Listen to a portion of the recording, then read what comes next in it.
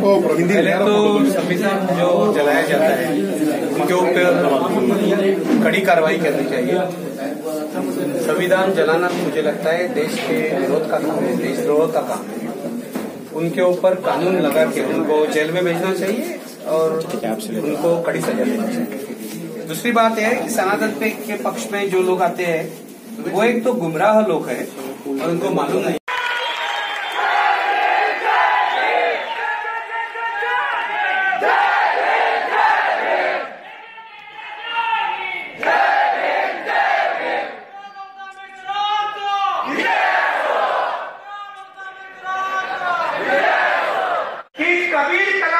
नक्षलवादी ठरवून तुम्ही त्यांच्यावर बंदी आणाल, या मुलांना तुरुंगात पाठवणार, तर आधी मला आणि कोळसे पाटलांना अटक करा आणि मग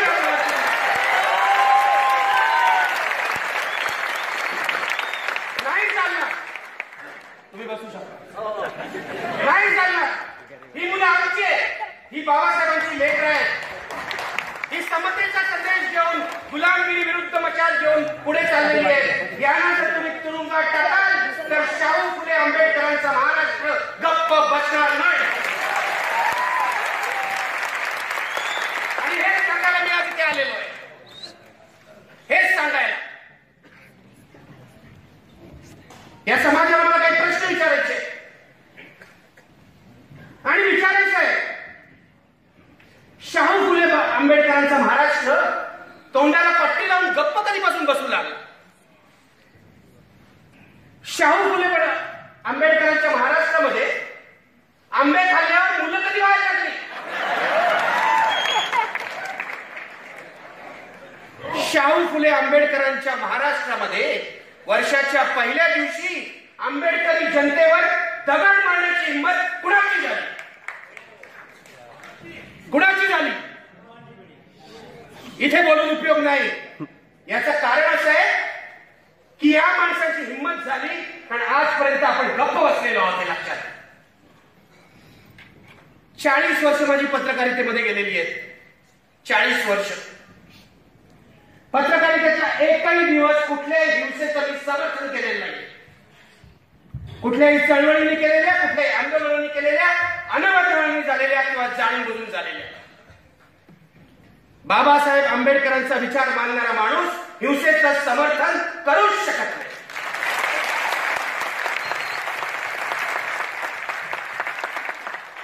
बुद्धाचा, शांतीचा आणि अहिंसेचा आणि मध्य मार्गाचा संदेश जाणणारा माणूस हिंसेचं समर्थन करूच शकत नाही, माणसांना मारू शकत नाही। माणसाला मारण्याचे संदेश तुमचे लोक देतात। तो हिटलर देतो, तो मुसोलिनी देतो, तो चेंगीज खान देतो आणि तुमचे गुरु गोळवलकर सुद्धा देतात।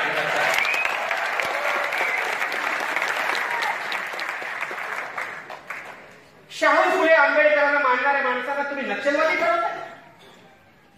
शंतनूला तुम्ही ठरवलं 2005 ताई, मला बरोबर लक्षात आहे 2005 त्याला अटक झाली होती आणि बातम्या आल्या होत्या की असा एक नक्षलवादी शाहीर अटक झाली त्याला। शंतनूचं सगळं जे जीवनचरित्र आहे वाचा तुम्ही। याचं कारण बंडखोर शाहिराला महाराष्ट्रात कशी वागणूक मिळते हे 2005 साली। भारतीय जनता पक्षाचं राज्य नव्हतं 2005 साली, काँग्रेस राष्ट्रवादीचं राज्य होतं। ते राज्य काय, हे राज्य काय, दोघंही बंडखोर शाहिरांना अशीच वागणूक देतो। कोणतीही सत्ता असो, कोणतीही सत्ता। हा यूएपीए जो कायदा आहे तो काल परवा आलेला नाही, याच्याआधी एनएसए होता, याच्याआधी मिसा होता। कोणता तरी कायदा लावा आणि बंडखोरांना, दलितांचं काम करणाऱ्यांना, गरिबांचं काम करणाऱ्यांना, आदिवासींचं काम करणाऱ्या, पीडितांचं काम करणाऱ्यांना तुरुंगात भरा, त्यांचा आवाज बंद करून ठेवा। मित्र, काय झालं 1 जानेवारीला? मला तुम्हाला स्मरण द्यायचंय, मला माहित नाही मला किती वेळ आहे, पण मला तुम्हाला स्मरण द्यायचं आणि का हे सगळं होत आहे तुम्हाला सांगायचं। 1 जानेवारी 2018ला भीमा कोरेगावला वर्षानुवर्ष तिथे जाणाऱ्या आंबेडकरी जनतेवर हल्ला करण्यात आला। मी महाराष्ट्रातल्या पत्रकारांना आणि मीडियाला सांगू इच्छितो, स्वतःचे शब्द तपासून घ्या। ती दंगल नव्हती, ती दंगल नव्हती, तो धर्मांधाने केलेला हल्ला होता, हे विसरता येणार नाही. आणि मला पत्रकार म्हणून लाज वाटते, एकाही चॅनलची किंवा एकाही पेपरची हिंमत नाही झाली की हा धर्मांधाने केलेला हल्ला आहे असं लिहायची दुसऱ्या दिवशी. कोण लिहितंय दगडफेक झाली, कोण लिहितंय दंगल झाली, कोण लिहितंय दंगा झाला, कोण लिहितंय मारामारी झाली. तुम्ही कुणाचं नाव घेताय? तुम्ही फक्त टिळक आगरकरांचं नाव घेता ना, म्हणून ही परिस्थिती आली. नारायण मोगरे, पेनाजी लोखंडे यांचं सुद्धा नाव घ्या, तेव्हा खरं यायला शिका. महाराष्ट्रातली पत्रकारिता मध्ये फार ताठपणाची आहे. मला तर हल्ली ताठपणा कुठे दिसत नाही. सगळे आपले सरपटणारे प्राणी दिसतात. लिहा की कोणी हल्ला केला. पहिल्या दिवशी प्रकाश आंबेडकरांनी सांगितलं संभाजी किंवा मनोहर भिडे आणि तो दुसरा मिलिंद एकबोटे दोघं जबाबदार आहेत. झाली का हो मनोहर भिडेंना अटक? त्यांना आंबे विकायला मोकळं सोडलं, विकतात आंबे. आणि पंतप्रधान म्हणजे यांचे शिष्य आहेत. पंतप्रधानांना एक गुरु मानतो, पंतप्रधान त्यांना गुरु मानतो. आम्ही फोटोही पाहिले, व्हिडिओ पण पाहिले, जाहिरात पण पाहिली. आणि हे मुख्यमंत्री देवेंद्र फडणवीस त्यांच्या भेटीला जातात. जर मिलिंद एकबोटे आणि मनोहर भिडे दोघे जबाबदार झाली असतील तर एकालाच कशी काय अटक होती? आणि अटक केल्यावर तुम्ही लगेच बेलही देता, बेलही देता. मी तुम्हाला सांगतो, हा जो एफआयआर दाखल झालाय, आज जे सगळं चाललेलं आहे अटकांचं सत्र, हा तो एफआयआर आहे. भीमा कोरेगावला झालेल्या धर्मांधांच्या हल्ल्यानंतर दुसऱ्या दिवशी दाखल केलेला एफआयआर आहे. आणि हा एफआयआर कुणी दाखल केला हे मी तुम्हाला सांगतो. हा एफआयआर दाखल करणारा माणूस हा संभाजी भिडेचा शिष्य आहे. खोटा असेल तर तुम्ही तपासून बघा. पुण्याला जो माणूस आहे ज्याने एफआयआर दाखल केलेला आहे तो संभाजी भिडेचा शिष्य आहे, तो संघ परिवारातला आहे, तो एबीव्हीपीशी संबंधित आहे. आणि हे रेकॉर्डवर आहे. त्या एफआयआर वर पुढे हा तपास चालू आहे. 6 महिने काही होत नाही. मनोहर भिडेला, संभाजी भिडेला अटक होत नाही, त्याला मोकळं सोडलं जातं. आणि हे सगळं याच्यावर पांघरून टाकायला अटक कुणाला केली जाते जून महिन्यामध्ये? तर 5 कार्यकर्त्यांना जे भीमा कोरेगावशी संबंधित होते असं हे म्हणतात. आता हे संबंधित होते की नाही मला कोळसे पाटील सरांना विचारायला पाहिजे, कारण ते म्हणजे हे आयोजक होते, पकडले 5 ते आयोजक होते. 5 जे पकडले ते आयोजक होते असं पोलीस म्हणतात. ते असतील त्याच्यामध्ये, नाही असं त्याच्यापैकी सुधीरला मी ओळखतो चांगला. पण भीमा कोरेगाव यात्रेचे आयोजक कोण होते? न्यायमूर्ती बी.जी. कोळसे पाटील आणि न्यायमूर्ती पी.बी. सावंत. आज 6 महिने झाले तरी या दोघांकडे जाऊन पोलिसांनी एका शब्दाने चौकशी केलेली नाही. कारण खोटारडे पोलीस, लाचार पोलीस हे आमच्या 2 न्यायमूर्तींना घाबरतात.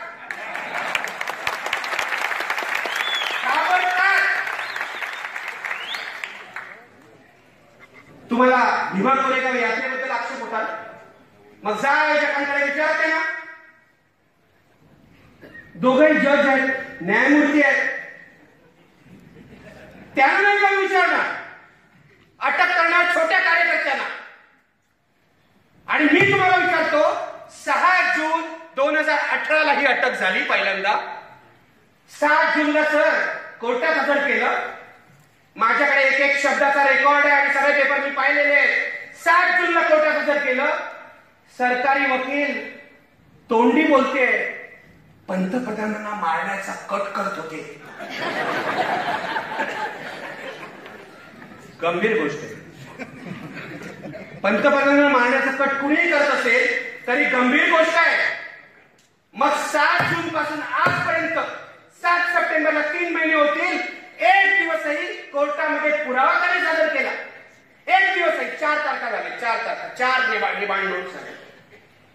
एक दिवसही तुम्ही कोर्टामध्ये पुरावा सादर करत नाही. युएपी लावलं की कोणालाही आग झाला. NSA लावून त्या चंद्रशेखर रावणला हात धरलेला आहे. असे अनेक कार्यकर्ते दक्षिण भारतात सुद्धा आहेत, आपल्याला नाव सुद्धा माहित नाही, की ज्याला स्टरीलाइटला विरोध केला म्हणून हात घातलेला. UAPA हा अत्यंत लोकशाही विरोधी आणि पाशवी कायदा आहे, तो ताबडतोब रद्द झाला पाहिजे. मी 5 आणि 10 कार्यकर्त्यांबद्दल बोलणार नाही, मी कायद्याच्या अमानुषतेबद्दल बोलेन. हा कायदा रद्द झाला. जसा कोटा रद्द झाला, कोटा सुद्धा पाशवी कायदा होता. NSA सुद्धा अत्यंत घातक आणि अत्यंत पाशवी कायदा आहे. तसाच UAPA सुद्धा सर्वसामान्य कार्यकर्त्यांना छळ करण्यासाठी निर्माण केलेला कायदा आहे, तो रद्द झाला पाहिजे. UAPA लावून हात घातलाय. 3 महिने होत आले, चार्जशीट दाखल केलेली नाही. काल भाजपचे सर वकील काय सांगतात माहितीये? इंडिया टुडे चॅनलवर होतो, 90 दिवस नाही, अभी तो 180 डेज. 180 डेज म्हणजे तुम्ही 90 दिवसात चार्जशीट दाखल करू शकत नाही. आता 180 दिवस. लोकांना आठ ठेवा, चार्जशीट दाखल करू नका, त्यांना टॉर्चर करा, त्यांची बदनामी करा. बाबासाहेबांनी दिलेली ही लोकशाही नाही. बाबासाहेबांनी सांगितलेल्या लोकशाहीमध्ये आरोपीचे हक्क शाबूत आहे. आरोपीला हक्क आहे आपलं म्हणणं मांडण्याचा. इथे तुम्ही जेलमध्ये घालता लोकांना आणि मग चार्जशीट दाखल करण्याआधीच आणखीन 5 कार्यकर्त्यांना अटक होते. आधीची चार्जशीट सुद्धा दाखल केलेली नाही. लक्षात घ्या तुम्ही कसा कारभार चाललाय बघा. आणि 3 महिन्यामध्ये प्लॉट टू किल PM कुठे चाललं नाही. पंतप्रधानांना मारण्याचा कट असेल तर पुणे पोलीस काय झोपा करत होते का प्लॅनचेट करत होते? हा, आठवतंय का? या पुणे पोलिसांचं तर काय सांगायचं, मी तुम्हाला इतिहास वाचून दाखवतो. दाभोळकरांचे मारेकरी पकडायला प्लॅनचेट करायला गेले होते. नंतर त्यांनी नागोरी आणि खंडेलवाल नावाच्या 2 गुन्हेगारांना अटक केली, म्हणजे त्यांच्या बंदुकातून गोळी घातली. त्याचं काय झालं माहित नाही. आता केस भरतीकडे चालली, आणखी नवे शूटर अटक झाले. पुणे पोलिसांचा इतिहास विश्वास ठेवावा असा नाही, हे लक्षात घ्या. अजिबात नाही. आणि तुम्हाला सांगतो, आपण पोलिसांना प्रश्न विचारले पाहिजे. कोण आहेत पोलीस? कोण आहेत पोलीस कमिशनर? कोण आहेत पोलीस महासंचालक? आमचे जनतेचे सेवक आहेत. आमच्या प्रश्नांना त्यांना उत्तर द्यावंच लागेल. उत्तर खाकी वरती घातली म्हणून तुम्ही जुलमी सरदार येऊन चालला. आमचा सर्व प्रकारच्या हिंसेला विरोध आहे. अति उजव्यांच्या हिंसेला विरोध आहे आणि अति डाव्यांच्या हिंसेला सुद्धा विरोध आहे. पण आमचा पोलिसी राज्याला सुद्धा विरोध आहे. लक्षात घ्या. हे बाबासाहेब आंबेडकरांनी दिलेल्या संविधानाने चाललेलं लोकशाही प्रजासत्ताक आहे. इथे पोलिसांच्या मनमर्जीवर गोष्टी होणार नाही, होऊ देणार नाही. आम्ही असा संकल्प केला पाहिजे. संकल्प केला पाहिजे. 3 महिन्यात ज्या कार्यकर्त्यांवर आरोपपत्र दाखल झालं नाही, त्या आरोपपत्रानं त्या कार्यकर्त्यांना सोडून द्या अशी मागणी केली. सोडून द्या. काय झालं शंतनूचं मला सांगा. शंतनू कांबळेचं 100 दिवस तुरुंगात होते. 100 दिवस एक तरी आरोप चिकटला का? सिद्ध झाला का? 100 दिवस आमच्या शाहिराला तुम्ही तुरुंगात डांबलं, एकही आरोप सिद्ध करू शकला नाही. त्याचा दिवस रात्र केवळ आंबेडकरवादी म्हणून अपमान केला, त्याला मारलं, त्याचा छळ केला आणि तो मेला. तो आता नंतर वारला असेल शारीरिक व्याधीनं, पण तुमच्याच व्यवस्थेचा तो बळी होता, जसा रोहित वेगुलसला बळी. कोण देणार भरून? महाराष्ट्र सरकारवर काय खटला झाला? खटला झाला महाराष्ट्र सरकारवर. 100 दिवस तुम्ही एका माणसाला तुरुंगात ठेवता, त्याचा छळ करता, तो व्याधीग्रस्त होतो, तो मरतो. तुम्हाला काही माणुसकी नाही का? माझा प्रश्न सरकारला आहे. सरकार कोणत्याही पक्षाचं असो, मला कर्तव्य नाही 2005 साली कोणाचं सरकार होतं आणि आज कोणाचं आहे. सरकार नावाची एक व्यवस्था असते जी कंटिन्युअस असते.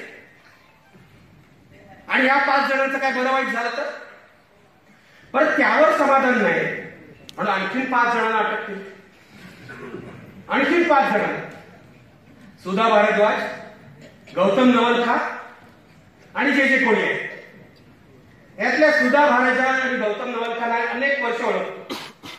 गौतम नवलखा हे मानवी हक्कांवर आंतरराष्ट्रीय पातळीवर काम करणारे कार्यकर्ते आहेत आणि सुधा भारद्वाज त्या अमेरिकेत होत्या, अमेरिकन नागरिक होत्या 18व्या वर्षापर्यंत. तिथलं नागरिकत्व सोडून दिलं आणि इथे गरीबाची, दलिताची, आदिवासीची सेवा करण्यासाठी आल्या. त्यांना एक वेळ देते आमचं सरकार. सुधा भारद्वाज आणि गौतम नवलखा किंवा ज्यांना अटक झाली नाही, जे वाचले, कारण ज्या दिवशी घरी नव्हते, ते डॉक्टर आनंद तेलतुंबडे आमचे. एवढा विद्वान माणूस केवळ घरी बसल्यामुळे वाचला, पण त्याच्या घरामध्ये घुसून पोलिसांनी सर झडती घेतली, अत्यंत बेकायदेशीरपणे झडती घेतली. याबद्दलही मला असं वाटतं पोलिसांना खटलाच दाखल केला. आपण पोलिसांना सोडून देतो. कोर्ट जिवंत नाही म्हणतात सर. ठीक आहे, कोर्ट जिवंत नाही, सगळी न्याय व्यवस्थाच मेलेली आहे सर, असं म्हणूया आपण. तेच योग्य ठरेल. मुद्दा हा आहे, आनंद तेलतुंबडेच्या घरात तुम्ही रात्री घुसलात, कुणीही नव्हतं. कशावर तुम्ही तिकडे काय प्लॅन करणार नाही? कशावर एखादं अफूचं पाकिट, गांजाचं पाकिट टाकणार नाही? या देशातले पोलीस इथल्या गुन्हेगारांइतकेच बदमाश आहे, यावर माझा विश्वास आहे.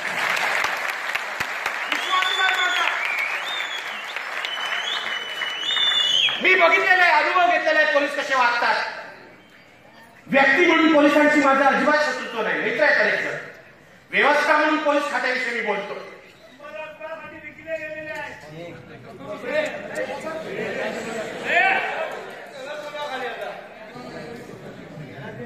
माझं म्हणणं इतकंच आहे, अशा प्रकारे पोलिसांनी धाडी घातल्या. वरवरा रावनं पकडलं. वरवरा रावने आपली विचारसरणी कधी लपवलेली नाहीये. आंध्र प्रदेशातले मान्यवर कवी आहे, उघडपणे सांगतात मी नक्षलवादाचं समर्थन करतो म्हणून. पण मी तुम्हाला आज कायदा सांगतो आणि सर मला वाटतं त्याला समर्थन देतील. माओवादाचं, नक्षलवादाचं, मार्क्सवादी लेनिनवादाचं समर्थन करणं हा कायद्याप्रमाणे गुन्हा ठरू शकत नाही. मी पोलिसांना हेही सांगतो, घरामध्ये मार्क्सचं, माओचं, लेनिनचं, चे गवेराचं, फिडेल कॅस्ट्रोचं आणखीन कुणाकुणाचं पुस्तक असणं हा सुद्धा गुन्हा ठरू शकत नाही. माझ्या घरात आहे, पाहिजे तर पोलिसांना बाजून पाठवून देतो. हा गुन्हा ठरत नाही.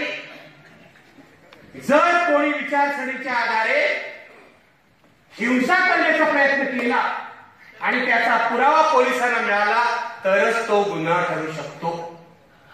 माझा पोलिसांना सवाल आहे, 1 जानेवारी 2018 पासून आजपर्यंत इतके महिने झाले, 8 महिने संपले, 9व्या महिन्याचा पहिला दिवस आहे. कुठे आहे पुरावा? कुठे आहे? काल पत्रकार परिषद घेतली पोलिसांनी, बघितलं असेल आपण सगळ्यांनी. ते आमचे ऍडिशनल डीजीपी आहेत परमिंदर सिंग, त्यांनी मला पत्र दाखवलं. पत्र, मी तुम्हाला खरंच सांगतो, हात जोडून सांगतो, मला हसावं की रडावं कळत नव्हतं.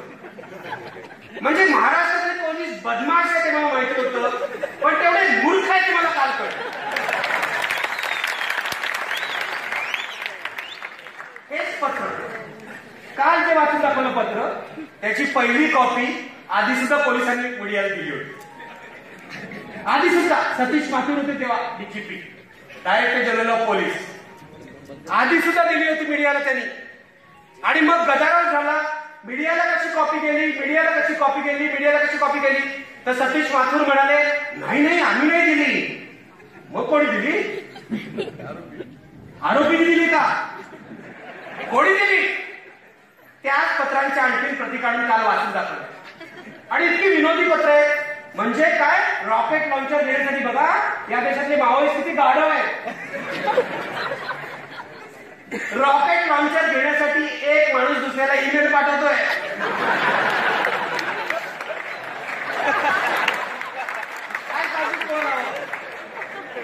बंदुका घेण्यासाठी आम्हाला 8 कोटी रुपये पाहिजे, ईमेल पाठवताय. नशीब पेड्याचा बॉक्स वगैरे नाही पाठवणार. यांचा प्रॉब्लेम काय माहितीये, हे स्वातंत्र्यपूर्व काळातच जगतात पोलीस असून. त्यामुळे त्यांनी कहाणी ऐकलंय, स्वातंत्र्यवीर सावरकरांनी आपल्या लायब्ररीच्या पुस्तकामधून रिव्हॉल्वर पाठवलं. लेखालो काळ बदलला आता, अशी नाही रिव्हॉल्वर वगैरे पाठवली. मी जर कथा लिहिली ना, हिंदू सिनेमा जर लिहिला तरी सुद्धा असा गाडोपण करणार नाही.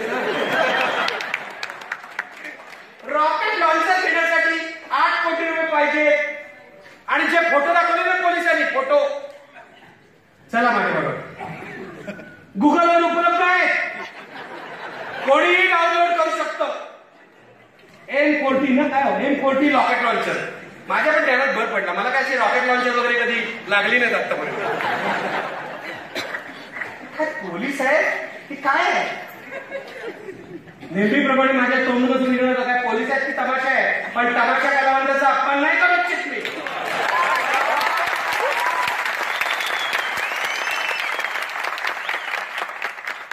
रॉकेट लॉन्चर घ्यायचं आहे, मेल पाठवली.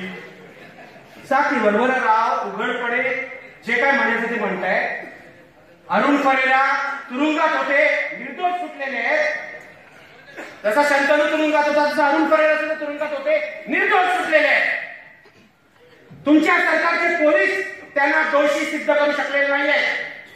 माझी तर आज मागणी आहे सर, जे हे पोलीस अधिकारी रोज कथा सांगतात ना, कथा कहाण्या, कोर्टामध्ये पुरावा लागतो, कहाण्या नाही. सज्जड पुरावा लागतो. Where is the evidence? कुठे एव्हिडन्स दाखवा आम्हाला. जो गेले 8 महिन्यात तुम्ही पुरावा दाखवू शकला नाही, थापा मारल्या. माझं तर ही मागणी आहे, जर उद्या यापैकी कोणतीही गोष्ट सिद्ध करण्यात महाराष्ट्राचे पोलीस जर कुचकामी ठरले तर या सर्व पोलीस अधिकाऱ्यांना बडतर्फ करा. करा. कसल्या कहाण्या सांगताय? आम्ही काय बोलतो आहोत का? 40 वर्ष काढली पत्रकारितेमध्ये. या कहाण्या कधी ऐकल्या तेही तुम्हाला सांगतो. नक्षलवाद्यांच्या कोणाला काय ठरवायचं ना, तर नक्षलवादी ठरवतात. नक्षलवाद्यांनी पण जपून जायला पाहिजे आता सगळ्या. हा निखिलवादी लय बोलतो काय?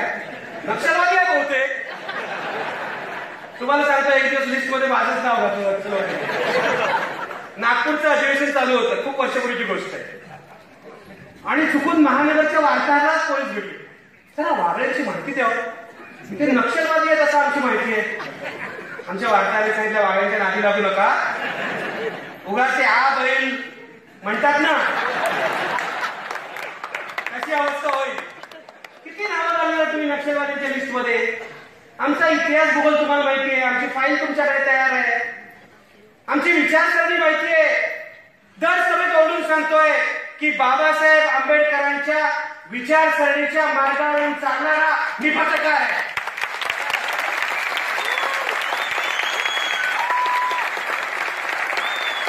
तरी तुम्ही आम्हाला नक्षलवादी ठरवता. आणि मलाच नाही, आमच्या भावा बहिणींना पण. लक्षात आहे का खैरलांजी? लक्षात आहे ना खैरलांजी? खैरलांजीच्या नंतर जो उद्रेक झाला तेव्हा यांनी बातमी पेरली होती की नक्षलवादी आहे. कुठे होते नक्षलवादी? किती पकडले? आणि असतील तर का पकडले नाही? रमाबाई नगर खोटारडे पोलीस 1 नंबरचे. आमच्या रमाबाई नगर मधल्या आया बहिणीवर मागून, पुढून सुद्धा नाही, मागून गोळ्या मारण्याचा मनोहर कदमने. आणि पहिल्यांदा पोलीस कबूल करायला तयार नव्हते. आमच्या महानगरने हे सगळं बाहेर आलं. कारण व्हिडिओ उपलब्ध झाला, व्हिडिओ गच्चीवरून घेतलेला. त्या काळामध्ये व्हिडिओ कॅमेरे नव्हते, तरी एक पेट्रोल पंपाचा मालक होता ज्याच्याकडे व्हिडिओ कॅमेरा होता आणि शूट करून ठेवलं होतं. पळत होते लोक, पळत होते. त्यांना गोळ्या घालून मारल्या या नाराधामाने. आणि तिथे तुम्हाला नक्षलवादी दिसले का? नाही मनोहर कदमला आजपर्यंत शिक्षा झाली का? नाही खटला पुढे चालत अपिलात काय आहे इतके दिवस? आणि मध्यंतरी बातमी आली, याच मनोहर कदमनी सनातन यांना मदत केली. बघा तारा कुठे जुळतात. आधी असतो संभाजी भिडे किंवा मनोहर भिडे किंवा मिलिंद एकबोटे, मग येतात सनातनी. आणि ज्याला नक्षलवादी म्हणतात आणि तुरुंगात घालतात ना, त्यांच्याकडे काय सापडतं?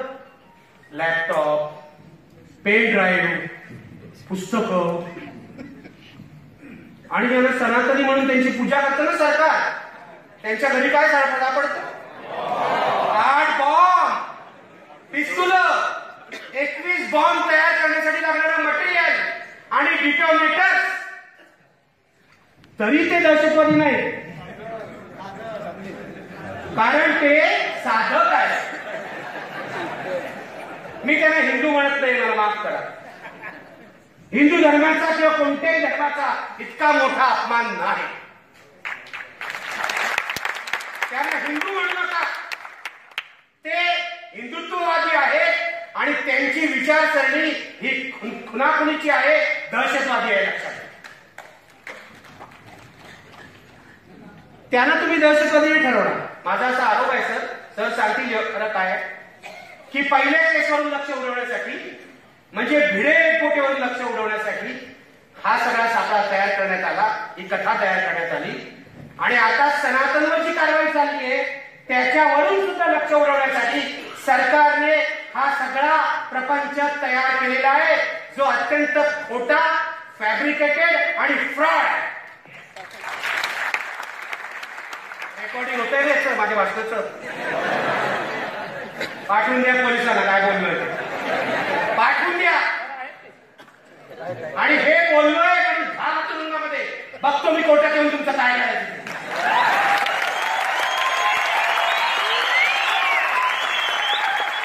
सामान्य कार्यकर्त्याला तुरुंगात पाठवतो तुम्ही, ज्याच्याकडे वकील पण नसतो, ज्याच्याकडे पैसे नसतात. या सगळ्या कार्यकर्त्यांच्या वतीने सांगतो, त्यांच्या वतीने पुढचं आयुष्यभर तुमच्या तुरुंगात ठेवण्याची तयारी. नका अटक करू आमच्या बाबासाहेबांच्या लेकरांना. नका अटक करू आदिवासींसाठी झटणाऱ्या कार्यकर्त्यांना. नका अटक करू रोहित वेमुलासाठी संघर्ष करणाऱ्या त्याच्या मित्रांना. नका अटक करू अखलाकच्या पाठीशी उभं राहिलेल्या त्याच्या नातेवाईकांना. मित्र, ही एक घटना नाहीये, तुम्ही लक्षात घ्या. हे अचानक घडलेले नाहीये. हे या देशामध्ये राज्य करणाऱ्या नरेंद्र मोदी सरकारचं षडयंत्र आहे, म्हणूनच तुम्ही त्याला महाआणीबाणी म्हटले. ही अघोषित महाआणीबाणी आहे. पहिल्यांदा त्यांनी मुस्लिमांवर हल्ले केले, महाराष्ट्र गप्प बसला. लाज वाटली पाहिजे या महाराष्ट्राला, जो फुले शाहू आंबेडकरांचा म्हणतो त्या महाराष्ट्रातल्या पुण्यनगरीमध्ये, पुण्यामध्ये पहिला हल्ला मोहसिन शेखवर झाला. मोदी पंतप्रधान झाल्यानंतर पहिला हल्ला. आपण गप्प बसलो मित्रांनो, आपण गप्प बसलो. अखलाकवर हल्ला झाला, आपण गप्प बसलो. जुनैदवर हल्ला झाला, आपण गप्प बसलो. रोहित वेमुलाला फास लावून घ्यायला लावला, आपण गप्प बसलो. आज कार्यकर्त्यांना तुरुंगात घातलं जात आहे, तर आपण गप्प bसणार का, हा माझा सवाल आहे तुमच्याकडे. बसणार आहात का आपण गप्प? जरा जोरात. मित्र, एकमेकात वाद घालायची ही वेळ. आपल्यातले काही लोक, मान्य आहे मला, चुकले असतील, वेगळ्या वाटेला गेले असतील, पण हे सगळे मतभेद विसरून या महाआणीबाणीची एकजुटीनं लढलं पाहिजे. एकजुटीनं लढलं पाहिजे. सचिन माळी आणि शीतल तुरुंगात होते तेव्हा आम्ही सगळे त्यांच्या बाजूने उभे राहिले. त्यांच्या सोबत तुरुंगात होते. हे दोघं जण इकडे बघून घ्या. फक्त सचिन माळी आणि शीतल तुरुंगात नव्हते, सागर आणि या जरा ऐका, कळू दे लोकांना. आणखीन कोण तुरुंगात होतं? ही मुलं सुद्धा तुरुंगात होती. हे दोघे जण जामिनावर बाहेर आले, लक्षात घ्या. यांची अजून निर्दोष सुटका झालेली नाहीये. सरकारने यांना अडकवलेला आहे. नवीन केस घातलेली आहे. भीमा कोरेगाव मध्ये पण यांना गुंतवलेलं आहे. या सगळ्या या सगळ्यांच्या बाजूने आपण उभं राहिलं पाहिजे. आणि नुसतं टाळ्या वाजून नाही, नको तुमच्या टाळ्या. कंटाळा येतो मला या टाळ्यांचा आणि संताप येतो या टाळ्यांचा. तुमच्यापैकी जे वकील आहेत त्यांनी पुढे यावं, आपली त्यांना मदत किंवा आपला पाठिंबा जाहीर करावा. तुमच्याकडे ज्यांच्याकडे पैसे आहेत त्यांनी पैसे द्यायला पाहिजे या मुलांना ज्यांना अडकवलेलं आहे. इथल्या कार्यकर्ते खूप मला चांगले जुने कार्यकर्ते आमचे सुमेश जाधव पण इथे बसलेले आहेत, मला समोर दिसत आहेत. इथल्या कार्यकर्त्यांशी संपर्क साधा आणि फक्त टाळ्या वाजून नाही आणि एका कार्यक्रमाला येऊन नाही, रोज मी या मंडळींच्या बाजूने उभं राहील अशी घोषणा करा. बरोबर आहे, मी हर्षालीला विसरलोच होतो, त्यांनी मला आठवण दिली. या कार्यक्रमाला मला बोलवलं, ती आमची हर्षाली, तिला अटक नाही केली आहे पण ती आरोपी आहे, तिचं FIR मध्ये नाव आहे. टाळ्या वाजवा या मुलीसाठी. आता नवीन केसमध्येही त्यांना अडकवलेलं आहे. ही नक्षलवादी आहे, बघून घ्या. बघून घ्या. मला आश्चर्य वाटतं इतक्या तरुण मुलांना, इतकी म्हणजे ज्यांच्यामध्ये निर्मिती क्षमता आहे अशा मुलांना तुम्ही अडकवता. मला माहितीये काय अडकवता. ज्योती जगताप वगैरे खूप नाव आहे, आपण खूप ट्रक बनवतो. काळजी करू नका. काय अडकवतात तुम्हाला सांगतो. आंबेडकरी समाजातली निर्मितीक्षम मुलं आहेत, आंबेडकरी विचारांनी भारलेली मुलं आहेत. ही उद्या प्रभावी ठरली तर अख्खा समाज जाती आणि धर्म मोडायला निघेल. ही काही म्हणून त्यांना आत्ताच मारा, आत्ताच टॉर्चर करा, आत्ताच तुरुंगात घाला आणि त्यांची ताकद संपवून टाका. माझी तुम्हाला कळकळीची विनंती आहे, अशा प्रत्येक तरुण मुलीच्या बाजूने आपण उभं राहूया. खरंच उभं राहूया. जर उद्या या मंडळीने अटक केली किंवा कोणाला अटक केली तर पहिला फोन करायचा मला आणि मी तुम्हाला सांगणार, सगळे त्या ठिकाणी जाऊया आणि पोलिसांना सांगूया तुम्ही करताय ते चूक आहे, चूक आहे. हा दबाव पाहिजे, हा दबाव पाहिजे. आम्हाला सांगतात कायद्याचं काम करेल. अरे यार, कायद्याचं काम करत असतं तर आम्हाला कशाला बोलावं लागलं असेल, बोलावं लागलं नाही करत तुमचं कायदा काम. या देशाच्या तरुणाईला तो गजाळ टाकतो, शंतनू कांबळे करण्याचा जीव घेतो, विलास घोगरेचा छळ करतो, आमच्या विनायक सेनला तुरुंगात टाकतो. नाही करत तुमचा कायदा नीट काम. आणि मी तुम्हाला सांगतो, इतकी वर्ष तुरुंग कोर्टात जाऊन मी हे बघितलेलं आहे. आम्हाला आमचे ज्येष्ठ सांगत होते, तरी सुद्धा तुम्हाला या न्याय व्यवस्थेचा आदर करायचा. सर मला माफ करा, मला या न्याय व्यवस्थेविषयी आदर नाही आदर मला या न्याय व्यवस्थेविषयी. जी आमच्या दलित, पीडित, आदिवासी, महिला, मुस्लिम, अल्पसंख्याक कुणालाही न्याय देऊ शकत नाही अशा न्याय व्यवस्थेला काय चुलीत घालायचंय? काय करायचं न्याय व्यवस्थेचं?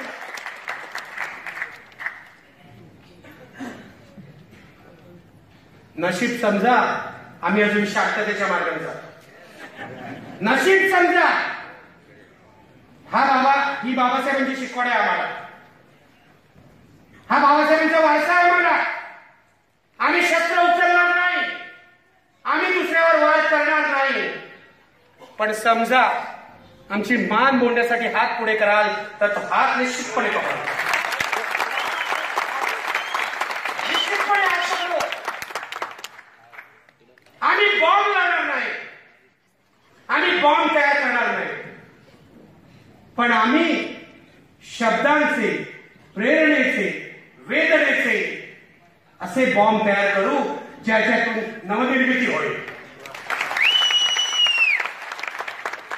फार नाही बोलत नाही, कारण सरांना बोलायचं आहे, पण शेवटी इतकंच सांगतो, हा लढाई इथे संपणार नाहीये. 6 सप्टेंबरला सुप्रीम कोर्टात सुनावणी आहे. आणि हे जे 5 जण आपले आधी पकडलेले आहेत त्यांचं सुद्धा अपील सुप्रीम कोर्टात आहे.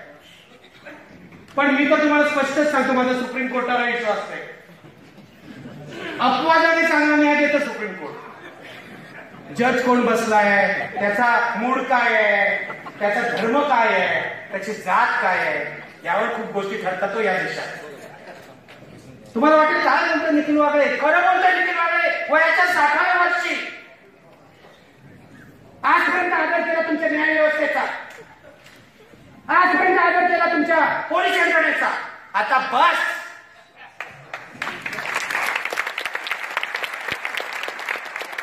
आता जोपर्यंत अंगामध्ये रक्ताचा शेवटचा थेंब आहे तोपर्यंत माझ्या बाबासाहेबांची घटना आणि लोकशाहीच्या रक्षणासाठी लढणार.